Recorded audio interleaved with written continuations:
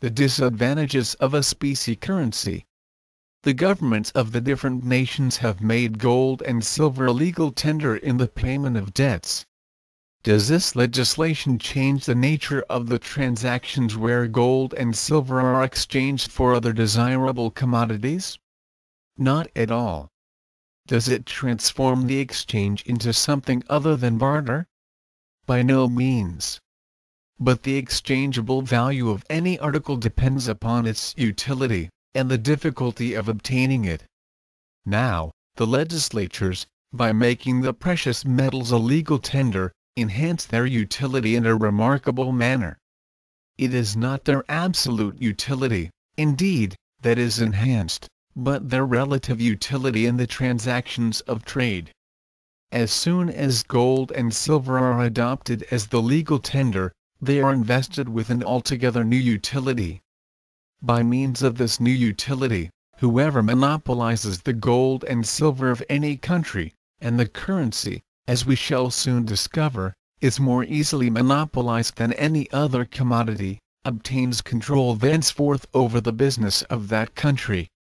For no man can pay his debts without the permission of the party who monopolizes the article of legal tender. Thus, since the courts recognize nothing as money in the payment of debts except the article of legal tender, this party is enabled to levy a tax on all transactions except such as take place without the intervention of credit.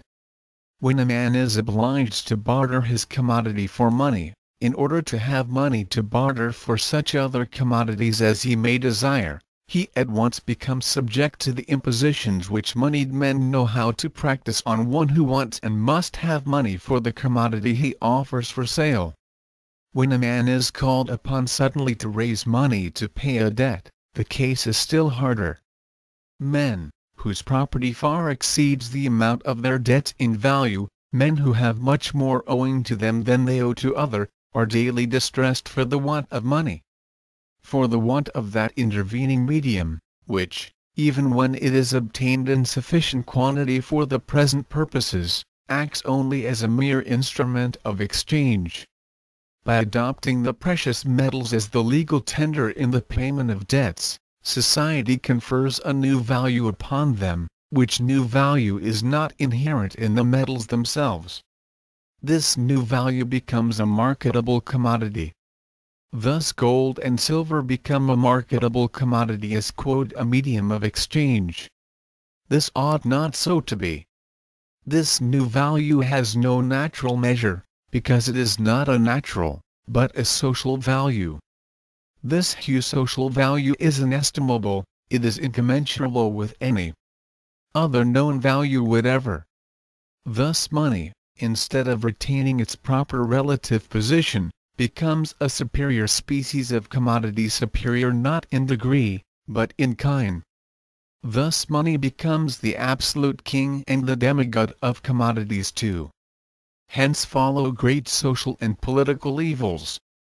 The medium of exchange was not established for the purpose of creating a new, inestimable, marketable commodity, but for the single end or purpose of facilitating exchanges.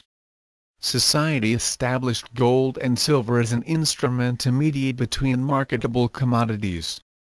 But what new instrument shall it create to mediate between the old marketable commodities, and the new commodity which it is itself called into being?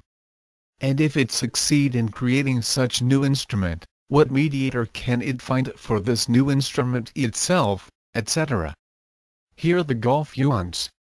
No bridge save that of usury has been thrown, as yet, over this gulf. Our exposition is evidently on the brink of the infinite series. We are marching rapidly forward to the abyss of absurdity. The logicians know well what the sudden appearance of the infinite series in an investigation signifies. It signifies the recognition of a phenomenon and the assigning to it of a mere concomitant, to stand to it in the place of cause. The phenomenon we here recognize is circulation or exchange, and we ignore its cause, for we endeavor to account for it by the movement of specie, which movement is neither circulation nor the cause of circulation. but more of this hereafter. Let us return to the subject with which we are more immediately concerned. Noting, meanwhile, that a specie currency is an absurdity,